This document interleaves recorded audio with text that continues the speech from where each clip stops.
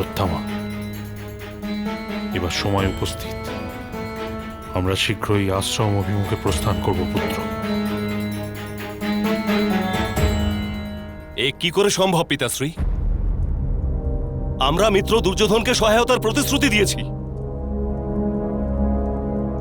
হস্তিনাপুরের পক্ষ থেকে যুদ্ধ করার নির্ণয় নিয়েছেন আপনি। প্রতিজ্ঞা ভঙ্গ করব আমি পুত্র। আমি সচক্ষে তোমার মৃত্যু দেখতে পারবো না।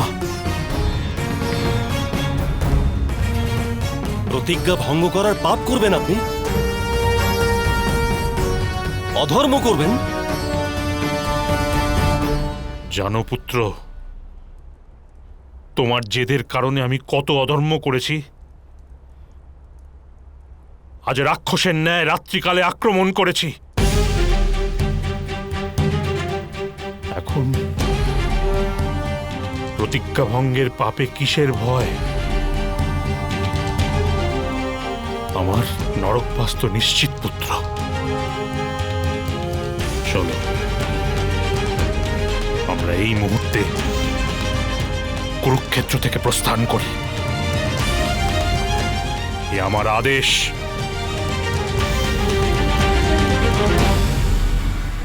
চলো। অবশ্যই যান গুরুদেব। পর্বতের উচ্চতাকে বিস্ময়ের চোখে দেখে যারা, পর্বতে তারা কখনো আরোহণ করতে পারে না। পর্বত লঙ্ঘন করার জন্যে প্রথম পদক্ষেপ হয় পর্বতের উচ্চতাকে তুচ্ছ জ্ঞান করা। কিন্তু যে সৈন্য দলের ষড়সেনাপতি শত্রুপক্ষের শৌর্য, শক্তি আর সামর্থ্য দেখতে পায়, সেই সেনা যুদ্ধে কখনো সফল হতে পারে না। গুরু দ্রোণ, আপনি আমার অসফলতার কারণ। যান, অবশ্যই যান আপনি। আর মিত্র অশ্বত্থামা, যাও। আমি তোমাকে মুক্ত করলাম, যাও।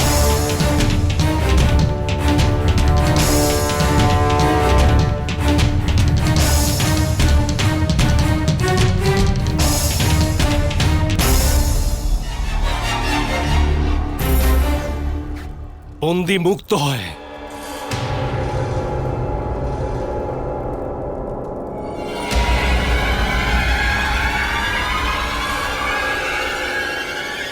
মিত্র মুক্ত হয় না দুর্যোধন।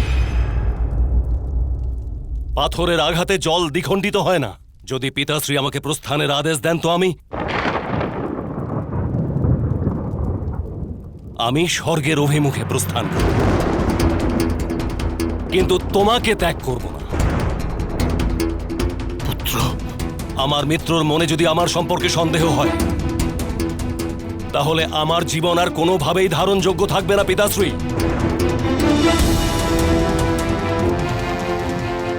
আমি সর্বদা তোমার সঙ্গে থাকবো দুর্যোধন।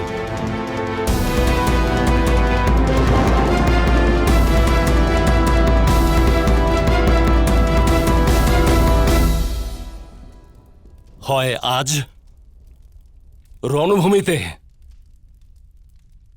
গুরু দ্রোণের হাতে তার প্রিয় শিষ্যের মৃত্যু ঘটবে,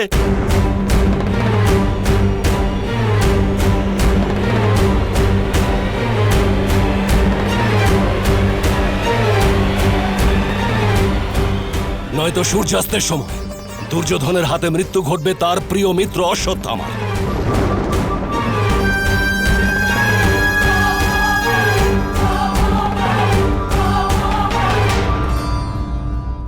ব্রাহ্মণদেব নিজের পিতার অসফলতা দেখার পর সূর্যাস্তের পশ্চাতে মৃত্যুর শরণাপন্ন হওয়ার চেয়ে উত্তম হবে যে আপনি এই মুহূর্তে নিজের পিতাশ্রীর সফল হওয়ার আশা নিয়ে মরে যান।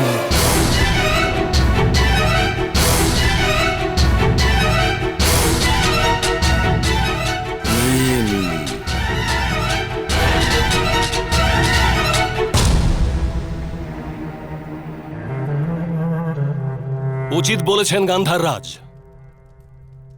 আমার ইচ্ছের মর্যাদা রাখতে পারেননি আমার পিতাশ্রী। সম্ভব হলে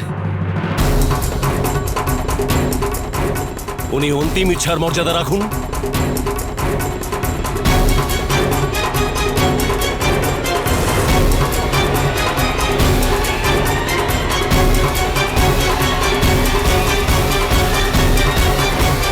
না,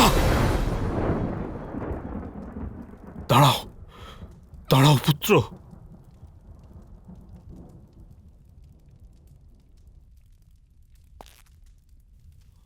আমি তোমার সম্মান রাখছি।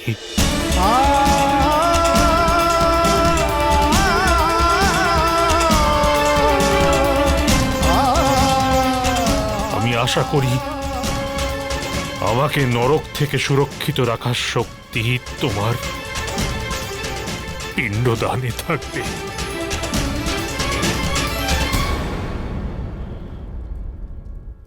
তোমার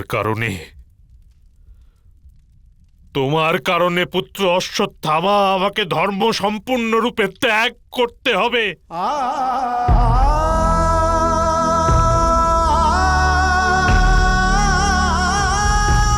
পুত্র পিতার বল হয়,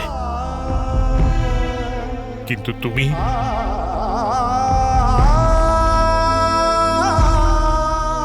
আমার দুর্বলতা হয়ে গেছো পুত্র।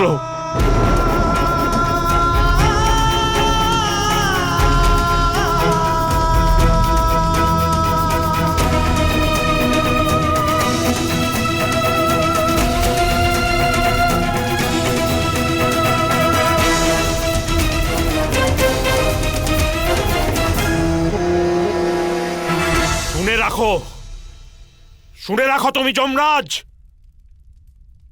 আমি নিজের সমগ্র জীবনের সঞ্চিত পুণ্য দ্বারা কবচ নির্মাণ করব। যদি আমি জীবনভর নিজের সব শিষ্যকে সমান দৃষ্টি দ্বারা দেখে থাকি, কেউ আমার এই কবচকে ভেদ করতে পারবে না।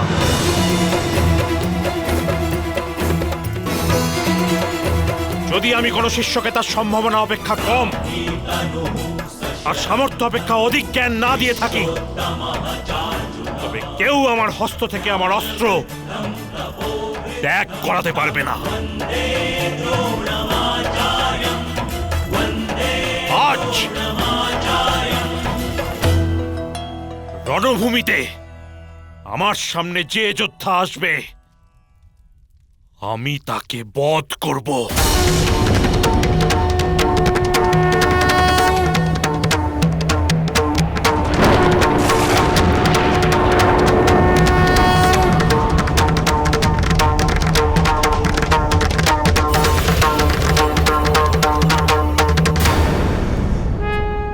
যুদ্ধের ৫৫তম দিন।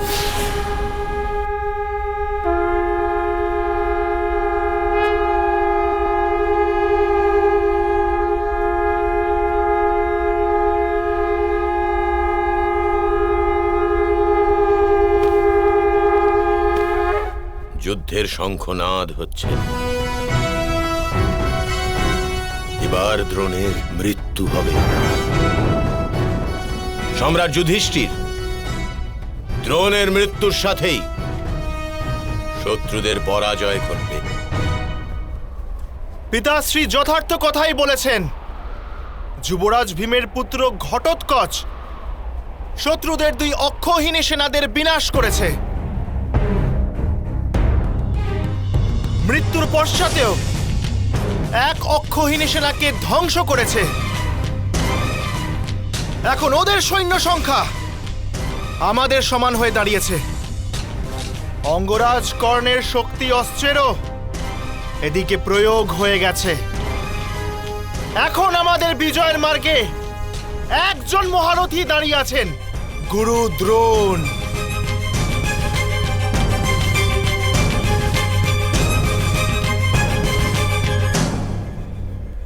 গুরুদেবকে বধ করা সহজ নয় সেনাপতি ধৃষ্টদ্যুম্ন।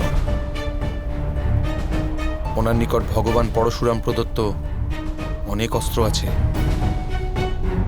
যেসবের প্রয়োগ এখন উনি কিছুই করেননি,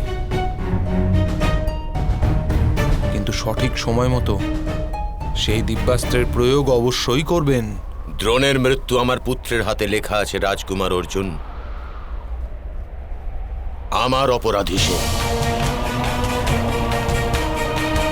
আমার সম্মুখে তার হস্ত কম্পিত হবে। পুত্র দৃষ্টদ্যুম্ন, আজ তুমি আমার সাথে থাকবে। দ্রোণকে বধ করব। অবশ্যই পিতাশ্রী। আজ যে কোনো পরিস্থিতিতে গুরু দ্রোণের মৃত্যু অনিবার্য, মহারাজ ধ্রুপদ। আক্রমণ!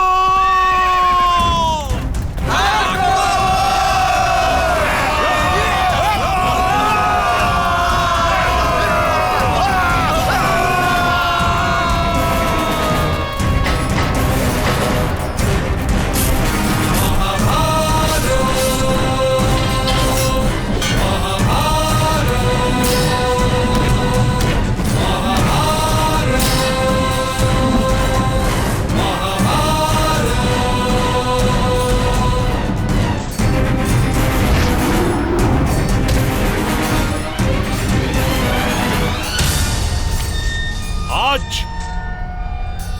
ধৃতরাষ্ট্রের পুত্রদের কবচ স্বয়ং গুরু দ্রোণ। আজ যদি কেউ তাদের হানি করার প্রচেষ্টাও করে, তবে আমি তাকে বধ করব। এ আমার দৃঢ় সংকল্প।